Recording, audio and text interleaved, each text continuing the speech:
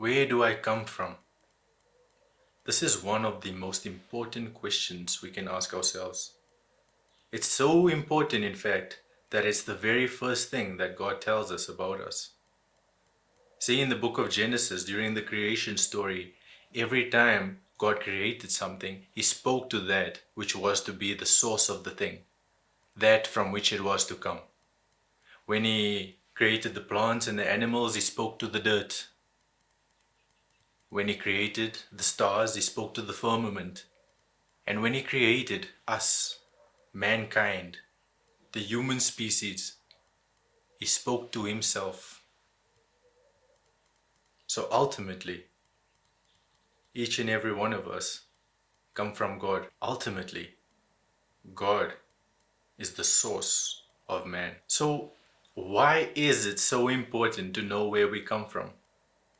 Well, a connection to our source, a connection to our origin is essential for sustaining our lives. When we are disconnected from our source, we begin to die in some fundamental way. None of us can live apart from our source. And this is at every level of our lives, at every level of our being, at every level of our functioning.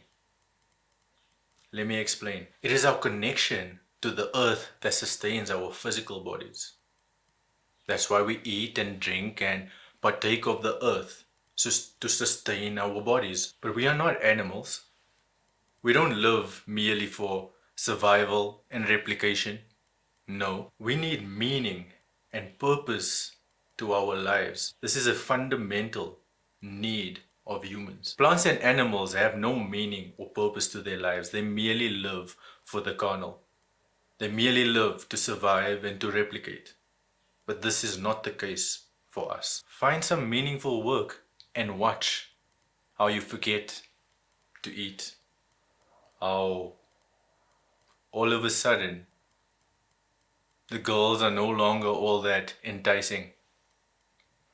I remember watching an interview of Muhammad Ali and I found it very, very fascinating. So the interviewer was asking him about what the most essential part of his training was. And to my surprise, it wasn't the speed drills or the strength training or even the sparring in the ring. His answer was quite something. Muhammad Ali said that the most essential part of his training was staying away from the clubs, staying away from the parties, and staying away from the girls. He had found something that transcended his carnal urges. He had found a meaning, a purpose that was way more important than all of those opportunities for replication. So no, we are not just animals. We are made of God stuff. Or look at community. People cannot live without connection to other human beings. You know what the most severe punishment in prison is? Solitary confinement, isolation, separation from other human beings. And it is highly torturous, highly effective. Now, I don't condone solitary confinement, but it is clear that without being connected, if we are not connected to other human beings, we suffer. What does that have to do with being connected to your source? Well, in the beginning, each and every one of us were inside of the first man. Each and every one of us were inside of Adam, and we are all connected to each other on that basis. Our source is the first man, and so too we need to remain connected to other humans, to other people. We need only look at the terrible consequences of this pandemic of fatherlessness that's pervaded global societies, and particularly in Africa. The consequences of growing up without a father are dire. Increased rate of suicides, increased dropout rates, increased teenage pregnancies, greater risk of poverty, and the list goes on and on and on. The data on this is clear.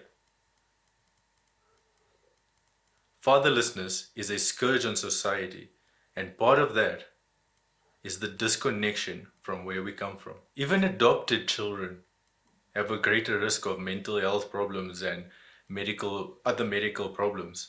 Although there are some other factors involved there as well. We need to know where we come from. Being connected to source is even important on a societal level. Take South Africa for instance.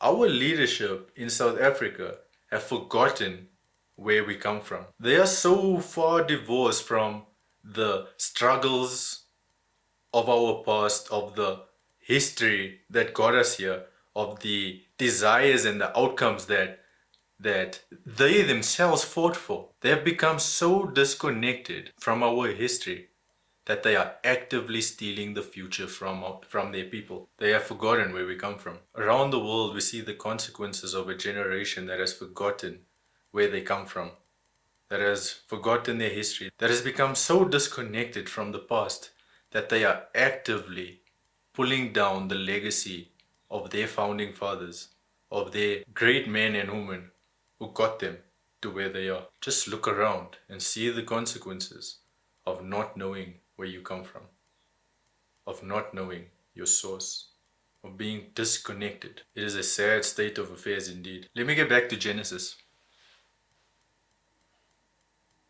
And God said, "Let us make man." That refers to mankind, all of us, humans. God is our ultimate source.